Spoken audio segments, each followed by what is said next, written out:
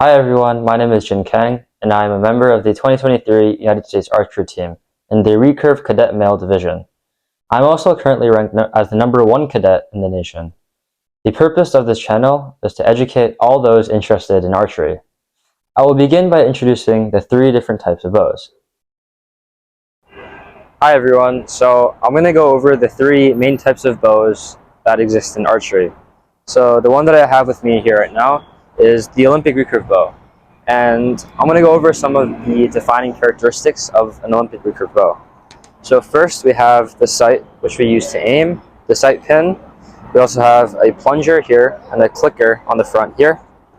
And we also have 3 stabilizers that are attached to the bow, as you can see. We also have a V-bar, which connects the stabilizers to the bow itself. So starting from the top, I'll go over the sight, as you can see. So the sight we use to aim, and specifically we use this little dot, this little orange pin, as you can see here, and I'll demonstrate really quick for you guys. So when I pull, I'm aiming this little dot at the target, specifically in the middle, because that's where I'm going to send my arrow. So this is how we aim, and we can also adjust the sight in case our arrows all hit in one spot and we want to move it to the middle. So we can use these dials, as you can see here. So that's the sight. Next, I'll go over the plunger, which is this little black knob, as you can see. So when I put an arrow in, I'll show you if you want to come to the side. Oh.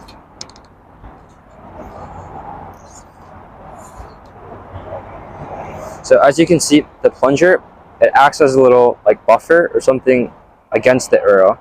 And the purpose of this is that when you shoot, the arrow, contrary to popular belief, it doesn't fly straight. So it more fishtails through the air.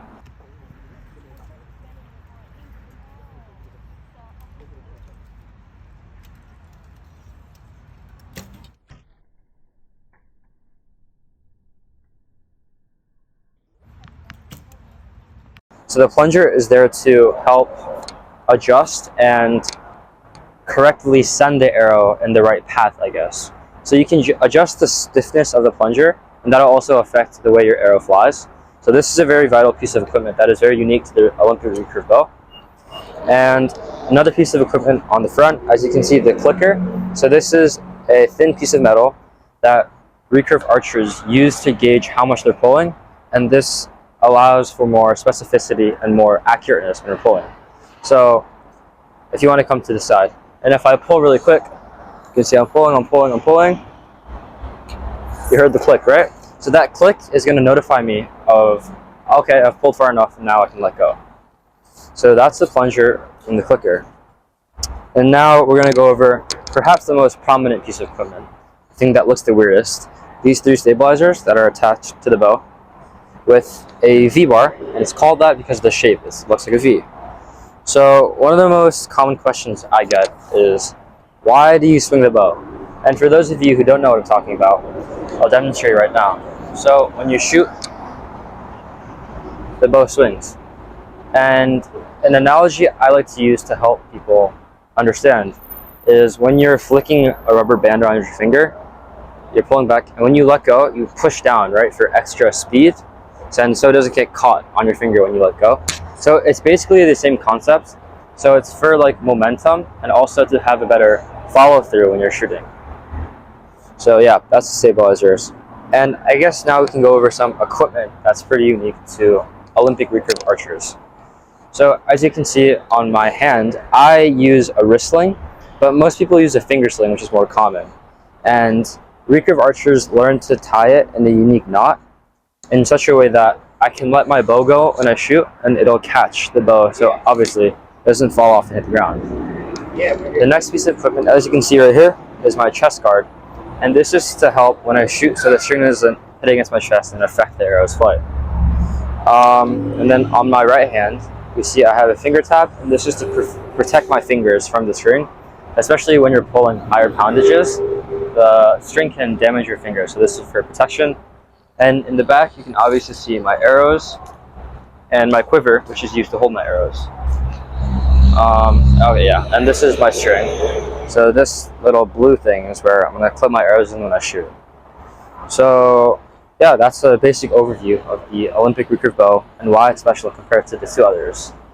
If you have any questions, please just leave it in the comments below, and we'll try our best to answer all of them. Thank you. So I'm now going to discuss the second type of bow, which is the bare bow. And as you can see, it's very bare. There's not that much equipment on it, not a lot of special stuff. And mechanically, the way it's strawed and pulled, it works the same as a recurve bow in the sense that you just pull it back. But there's no methods of sight, so there's no sight as you can see here. So you're all doing it by eye, and there's no method of stabilization. So it's, in a sense, a more traditional method of archery. And the other large difference is that when you pull, the arrow, I don't have an arrow with me right now, but it needs to be around your eye length when you pull, or your eye height, excuse me. And that's because the method of aiming is different from Olympic recurve, where you have the sight to aim with. So you actually have to aim with the point of the arrow itself. And to achieve that, you have to anchor, which is the shape of my hand. And you have to put it like around your eye. So yeah, that's a big difference from Olympic recurve archery and also compound archery. So yeah, in effect, that is the bare bow. So as you guys can see here, we have a very primitive compound bow. And the compound bow was manufactured in the late 1960s as a more mechanically easy method of pulling a bow. And it's also the youngest method of competitive archery. So this is probably, when you think of a bow and arrow, this is maybe the first thing that comes to your mind, because it's the most modern and most technologically advanced. So you can see here we have two pulleys. So mechanically it's a bit different from the bare bow and recurve bow, because as you pull it, the wheels will alleviate a lot of the draw force. So for example, a recurve bow, if it's, for example, like 45 pounds, that means the whole way through you're pulling, it's going to be 45 pounds. But for a compound bow, it's only going to be 45 pounds for the initial when you pull at the front. And as you anchor in the back, these pulleys will alleviate a lot of the force, and you'll be only holding around 12 pounds at the end. So it technically is a lot easier to shoot. And I don't have the equipment with me right now, but the compound bow also calls for a certain type of release, whether that be a just trigger release, a back tension release. There's a lot of types of releases that'll help you mechanically let go of the string, since you're not pulling with your fingers in and of themselves. Additionally, compound bows are usually a lot heavier in terms of mass. So that means that the lifting of a compound bow is going to be a lot heavier than a typical recurve bow, but the pulling will be a lot easier than a recurve bow. And compound bows are also mainly used for hunting. So I'm sure a lot of you are familiar with that. And that's because the arrows will travel a lot faster than a recurve or a bare bow. And that's, again, because of the wheels and just the efficiency. The force is going to be delivered directly to that arrow. So yeah, that is the basic overview of the compound bow. Now I'm going to discuss specific age categories as well as distances. Archers aged 13 and under compete in the Bowman division and shoot 30 meters at a 122 centimeter target face. Archers aged 15 and under compete in the Cub division and shoot 50 meters at a 122 centimeter target face. Archers aged 18 and under compete in the Cadet division, which is the division I compete in, and shoot 60 meters at a 122 centimeter target face. And archers aged 21 and under compete in the Junior division and shoot 70 meters at a 122 centimeter target face. Don't forget to like and subscribe, and if you have any questions, leave them in the comment section and we'll try our best to get to everyone. Thank you.